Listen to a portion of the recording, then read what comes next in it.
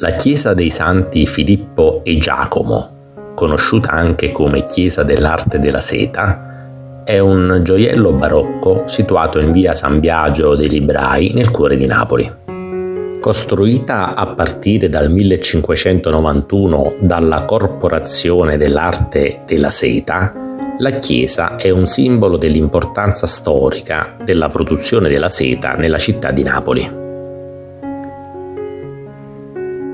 La facciata della chiesa è leggermente arretrata rispetto alla strada e presenta le statue dei santi Filippo e Giacomo, opera di Giuseppe Sammartino.